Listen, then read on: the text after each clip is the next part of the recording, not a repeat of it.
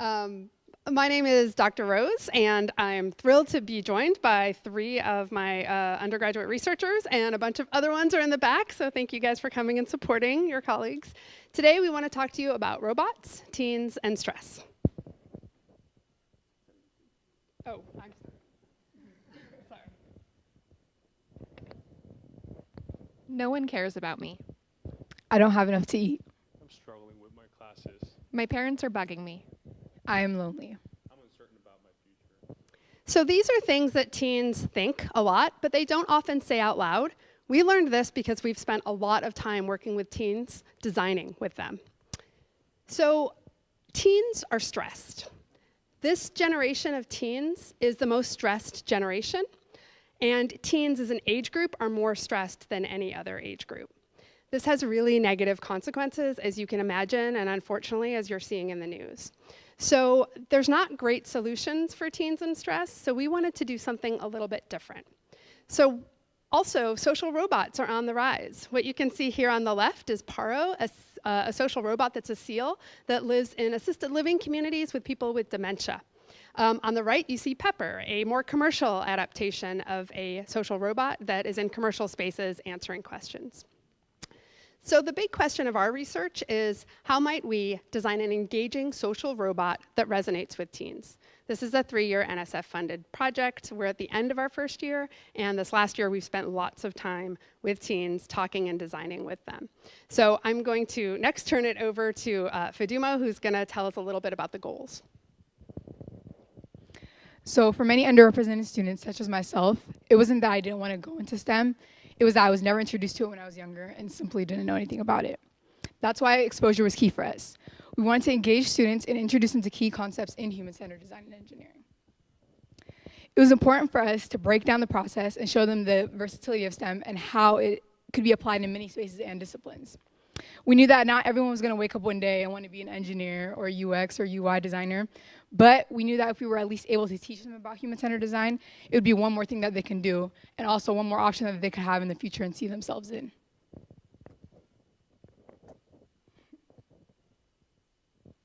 So we had a range of schools that we were able to visit in our time, from SAMU, which is the Science and Math Institute, to Chief Leschi, Foss, and Oakland Alternative High School, and they were all in the greater Tacoma area. We also had the project extending over to the Seattle schools, where 3 more schools were also on board. We were lucky enough to have a big team that extended themselves throughout each of these Tacoma schools and really build with the students. It was really cool to switch up the narrative of what STEM looks like and come in with an all-women team in some of the schools that we went to. So each school brought something different to the table, and the work environments varied. Some had a strong teacher lead while we supported, and others had us leading. Every school, however, that we went to, however, had us working during the classroom hours. So for research, we started off with asking teens to do research in their schools. We wanted to make this portion as interactive as possible. So we had posters in the classrooms and talked with the students about stress and what they identified as both calming and stressful.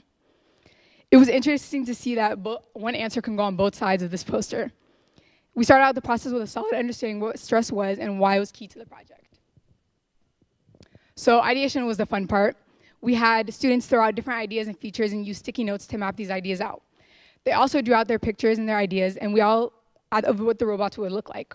It was fun to see that their ideas evolved from these original drawings as the process moved along.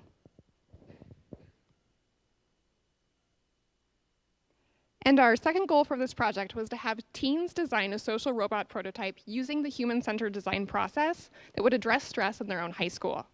In doing so, our team wanted to see what unique features and characteristics their prototypes would embody, so that we could better understand what would help students cope with stress to inform our own designs later on.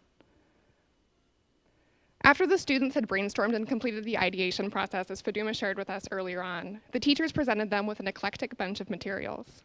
During this time, our team really got to see the students get excited about designing their own prototypes as they eagerly transformed pool noodles into robot arms and cardboard boxes into what became robot bodies.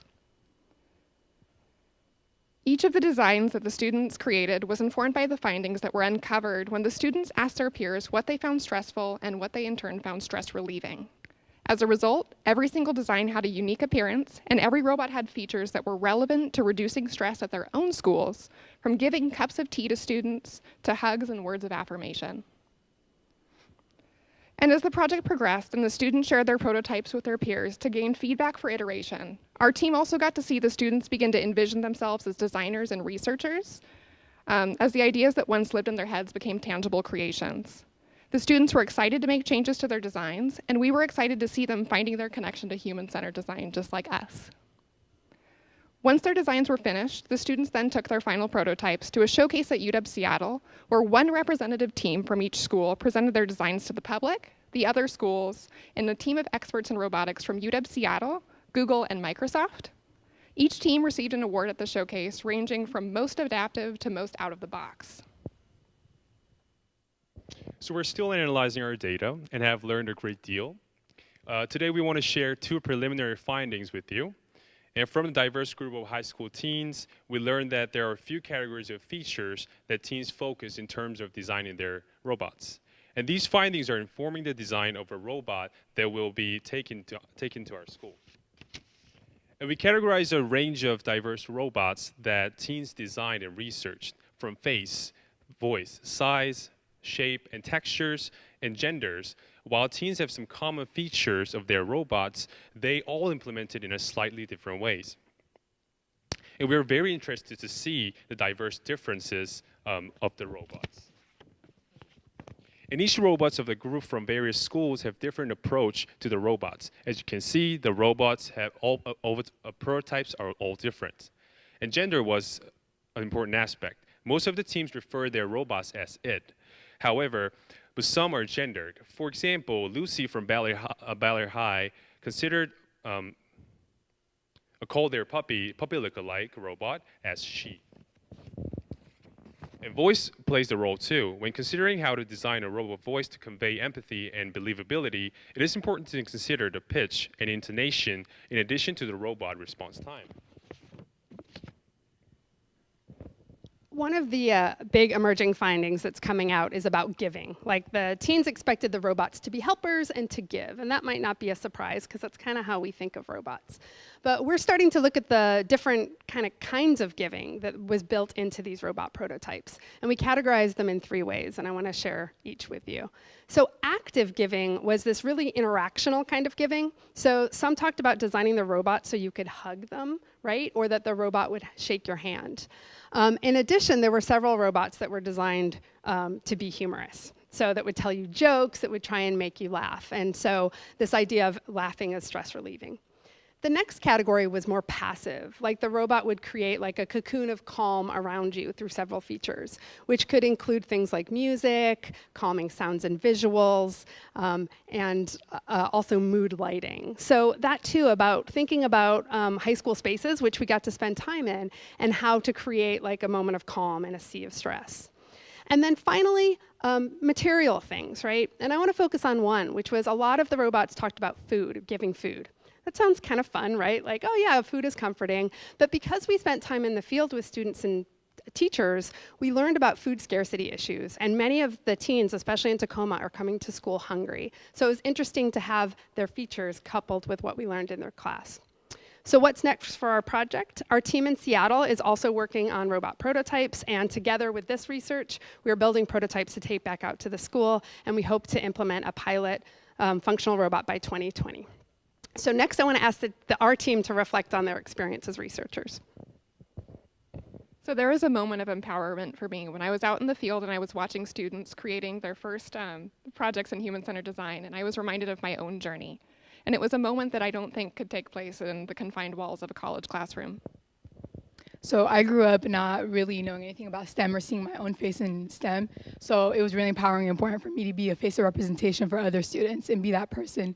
So working with a body of diverse students made the whole experience really special for me.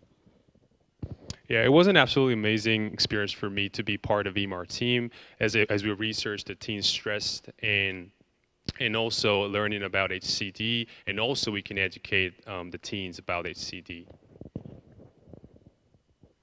So I wanted to just conclude by a couple of the things. This has been a really engaging project for me personally and for the team.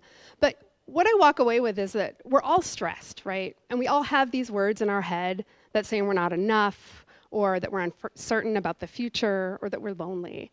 And I think what's really interesting about this project is that we set out to create a robot, a piece of technology to address teen stress. But what we ended up creating was a lot of connection and community and human connection with one another. So thank you for listening.